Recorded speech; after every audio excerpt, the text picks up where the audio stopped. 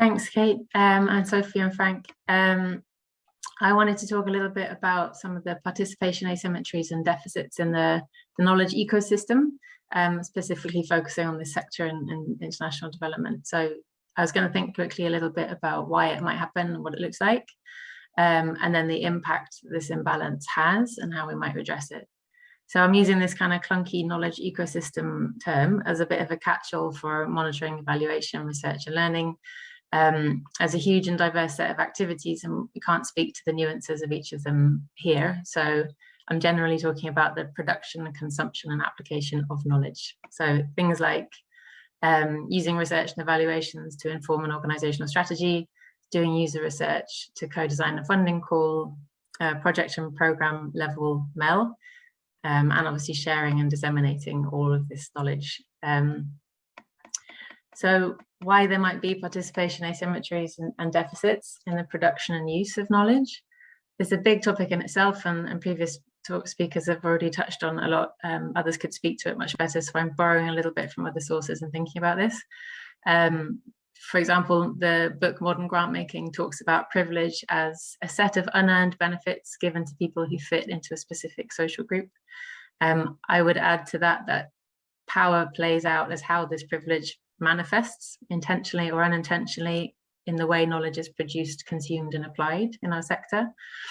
And additionally, Peace Direct talks about how much of this has been legitimized in inequitable processes, including the knowledge ecosystem, as in many other areas of our sector.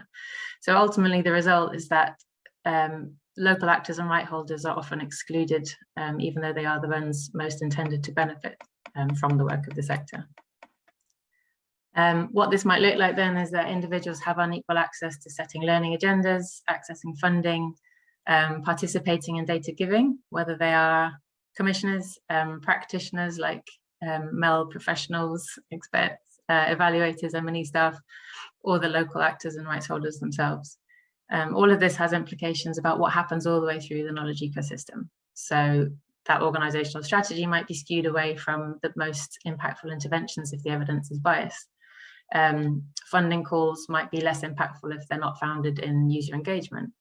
And program level monitoring, evaluation and learning may not measure what counts, so the real impact or even real harms are missed. So why is it important to address this? Well, firstly, I don't think anyone would disagree that there isn't a moral and ethical imperative for equitable participation. Additionally, there's some considerations specific to knowledge ecosystem. I think that inequitable participation weakens the quality of the evidence base of the sector, or at the very least, it makes it incomplete. So people look to evidence-based practice as an objective truth, but it's as subject to the same biases and inequities as everything else, and this can really reduce the quality of the knowledge that it produces. Therefore, citing this evidence base can really deter constructive critique of its quality and the quality of the decisions that informs around funding and programming and what happens. By lessening the quality, then this inequitable participation can also lessen the value for money of investment in it. Perhaps this money would be better spent elsewhere, which is more of a question. And finally, knowledge is more likely to be used where it's trusted, and trust is best gained through participation and co-production. So inequitable participation may actually lessen the use of knowledge and ultimately limit its pathway to have any impact. Basically, an important and equitable knowledge ecosystem would build a better understanding of global challenges and better enable all of us to respond to them.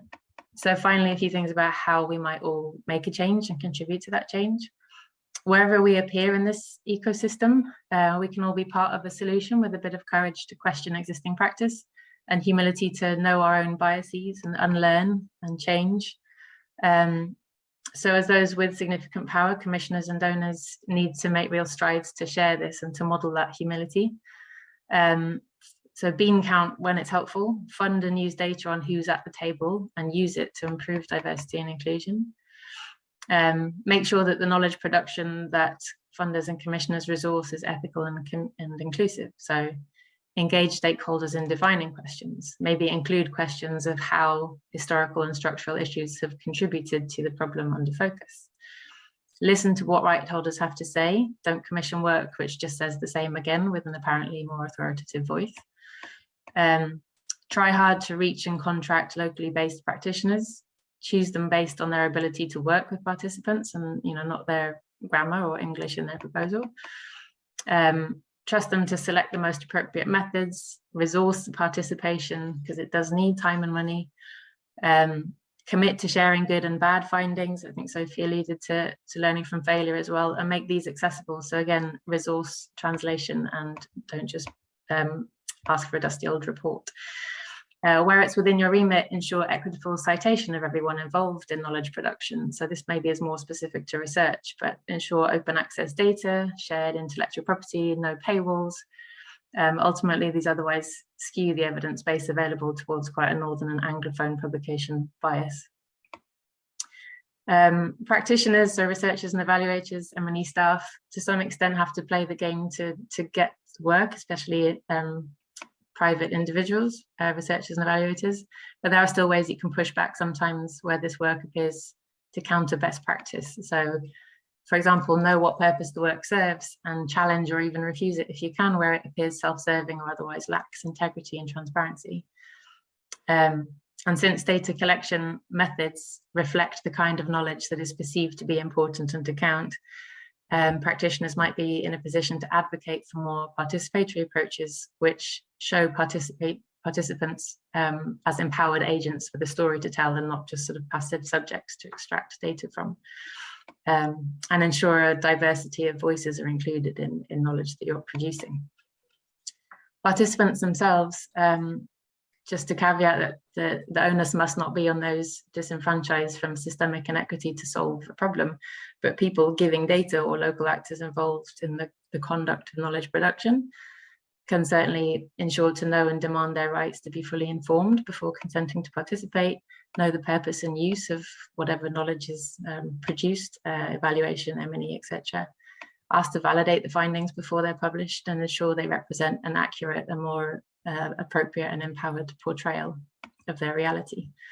To summarize then, as a sector, I think we have to recognize that knowledge is political and be comfortable with the discomfort that Frank mentioned and the productive tensions that arise when different ways of working and thinking come together. These are often the spaces where opportunity for change really happens. And so we need to put our shared goals for a positive social impact first and use these opportunities to make more fundamental progress towards a more equitable knowledge ecosystem, which will better enable us to reach these goals.